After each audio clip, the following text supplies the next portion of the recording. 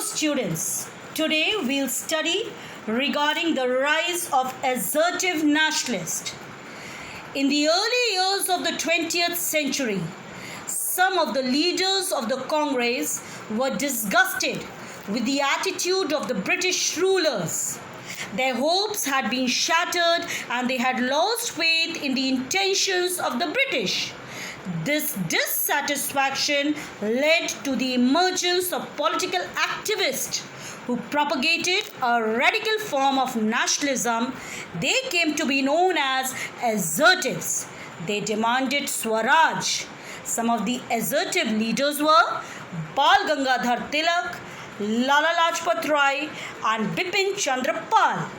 Now, in this video, we are going to deal with the causes for the rise of assertive nationalism. The first cause is recognition of the true nature of the British rule.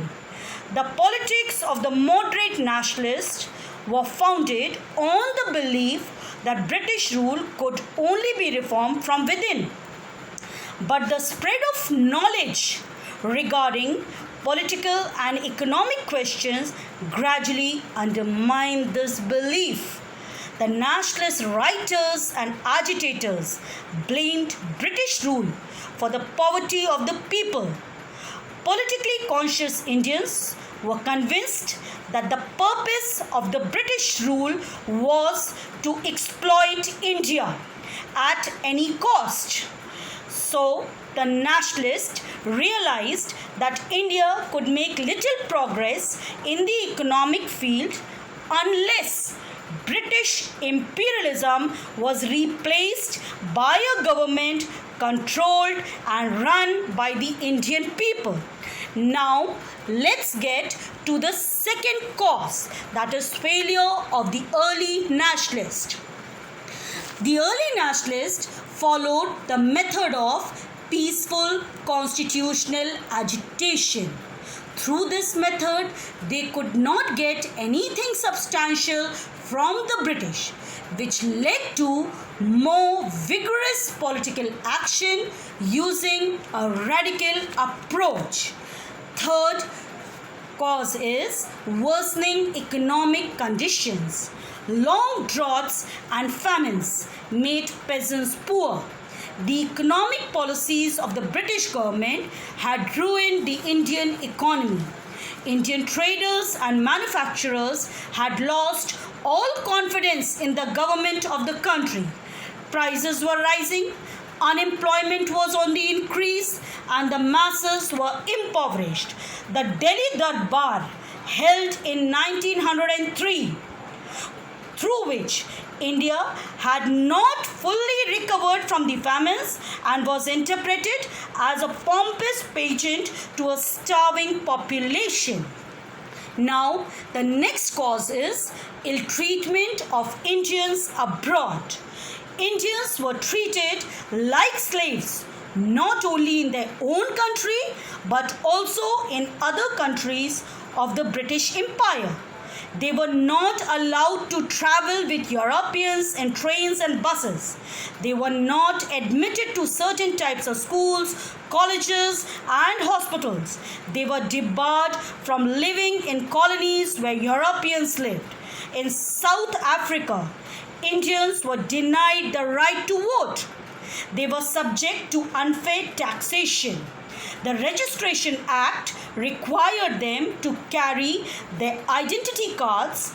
Mahatma Gandhi had to launch a satyagraha movement against this kind of racial discrimination there. Now, we'll be studying regarding the repressive policies of Lord Curzon. Some of the repressive policies of Lord Curzon is the Act of 1898, the Calcutta Corporation Act, the Official Secret Act, and the Indian Universities Act of 1904. Now, Official Secret Act. In 1898, Lord Curzon passed the Official Secret Act with the intention to deny information to the people under the pretext of official secrets. The Universities Act. He also abolished the internal independence of the universities through the Indian Universities Act of 1904. That's why his repressive policies led to the outbreak or the beginning of the assertive nationalists. Let's get to the last factor today, that is partition of Bengal. Bengal was partitioned into East and West Bengal in 1905 during the viceroyalty of Lord Curzon. The majority of the population in East Bengal were Muslim. In West Bengal, the Hindus were in majority. Nationalist leaders saw in it a move on the part of the British government to bring about a rift between Bengali Hindus and Muslims. The movement against the partition assumed national character.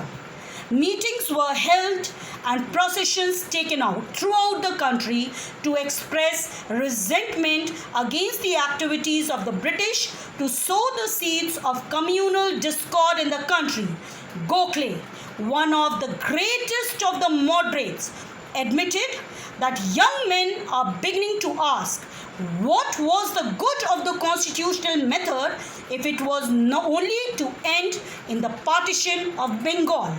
Thank you.